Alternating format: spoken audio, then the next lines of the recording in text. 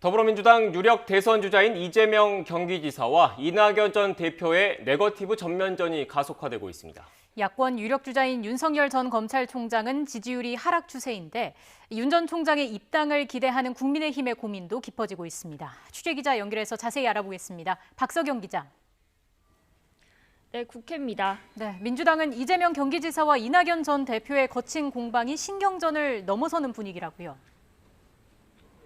네, 먼저 공약 발표 내용부터 짚어보고 설명해드리겠습니다. 더불어민주당 대권 주자인 이재명 경기지사는 오늘 국회를 찾아 자신의 핵심 공약인 기본소득에 대한 구체적인 청사진을 제시했습니다. 차기 정부 임기 내에 청년에게는 200만 원, 그리고 청년을 뺀 전 국민에게는 100만 원의 기본소득을 지급하겠다고 약속했습니다. 이어 기자들과 만나 질의응답이 이어졌는데 여기서 최근 지지율 상승세에 있는 이낙연 전 대표를 겨냥해 직접 강도 있게 비판했습니다. 노무현 전 대통령 탄핵 당시 사진을 보니 물리력을 행사한 것으로 보이는데 최근에 반대표를 던졌다고 하니 납득이 잘 안 된다고 겨냥한 겁니다. 또 어제 다시 유포된 형수 욕설 녹음 파일과 관련해서는 법적 조치는 하지 않는다면서 자신이 잘못한 일이다, 죄송하다고 몸을 낮췄습니다. 이낙연 전 대표는 노무현 전 대통령 탄핵과 관련한 이재명 지사의 비판에 아직 직접적인 입장을 내놓고 있지는 않은데요. 다만 이낙연 전 대표 캠프 상황본부장인 최인호 의원은 YTN 라디오에 출연해 오해의 기초에 네거티브로 일관하는 건 자중하면 좋겠다고 말했습니다.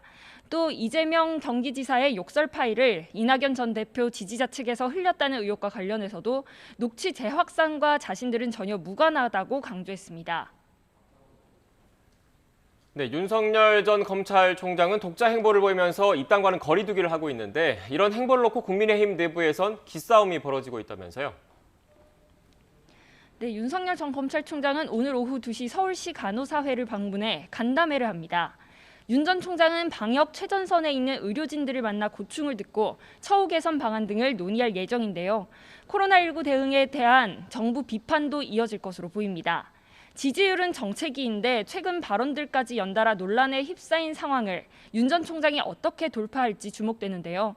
주 120시간 근로 발언과 대구가 아닌 다른 지역이었다면 코로나 상황에 밀란이 일어났을 거란 발언, 그리고 박근혜 전 대통령 수사에 송구한 마음이 있다는 발언들이 논란에 휩싸였습니다.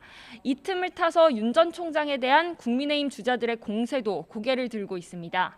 홍준표 의원은 윤 전 총장이 김경수 경남지사 유죄 판결에 문재인 정권의 정통성을 지적하자 자기 부정이라고 비판했고, 유승민 전 의원도 윤석열 전 총장은 박근혜 구속기소 구형의 주체라고 지적했습니다.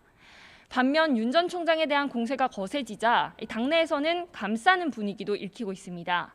원희룡 제주지사는 원팀 정신을 강조하면서 비판 자제를 촉구했는데요. 이준석 대표는 윤 전 총장에게 정치 전문가의 도움이 절실하다며 입당의 필요성을 강조했습니다.